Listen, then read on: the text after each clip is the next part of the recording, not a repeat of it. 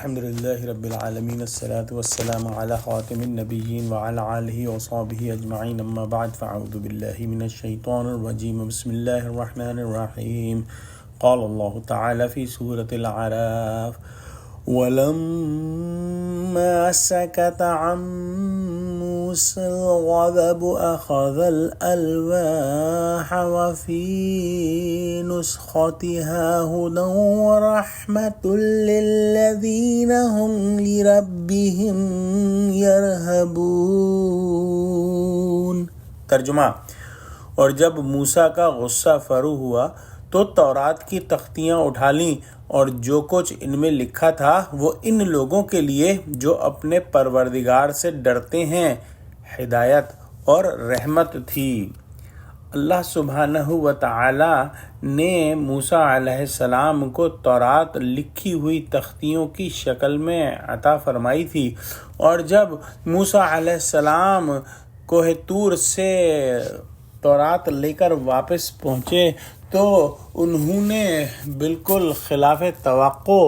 جو ہے صورتحال دیکھی کہ ان کی قوم کے کچھ لوگ گوسالہ پرستی میں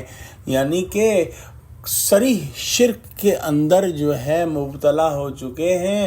اور جو ہے ایک زیوروں سے بنے ہوئے بچھڑے کی عبادت کی جا رہی ہے۔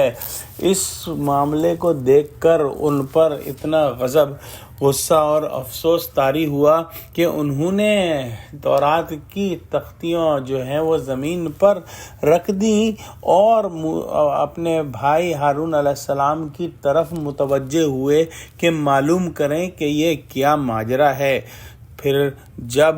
ہارون علیہ السلام نے ان کو جو ہے پورا معاملہ سمجھایا تو پھر ان کا غصہ جو ہے وہ ٹھنڈا ہوا۔ انہوں نے اللہ سبحانہ و تعالی سے معافی مانگی اور اللہ سبحانہ و تعالی کی طرف متوجہ ہوئے، اور انہوں نے اس کے بعد جو ہے وہ تورات کی تختیاں جو ہیں وہ اٹھا لیں۔ بے شک تورات اللہ سبحانہ و تعالی کی کتاب ہے اور اس پر ہم ایمان رکھتے ہیں، اور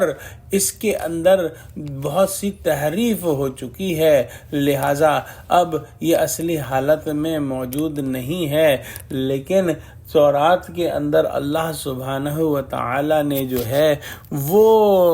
بہت صریح ہدایت اور رحمت جو ہے وہ اتاری تھی، اور وہ ان لوگوں کے لیے جو اپنے پروردگار سے ڈرتے ہیں نہایت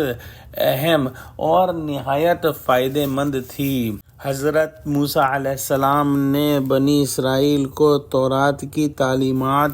عطا فرمائی اور ان کو اللہ سبحانہ و تعالی کی دی گئی ہدایت اور رحمت کی طرف بلایا۔ دعا کرتے ہیں کہ اللہ سبحانہ و تعالی ہم کو قرآن کا فہم عطا فرما، ہم کو سچوں سے جوڑے اور ہم کو صراط مستقیم پر قائم فرما دے۔ آمین۔ وآخر دعوانا الحمد للہ رب العالمین۔ السلام علیکم ورحمۃ اللہ وبرکاتہ۔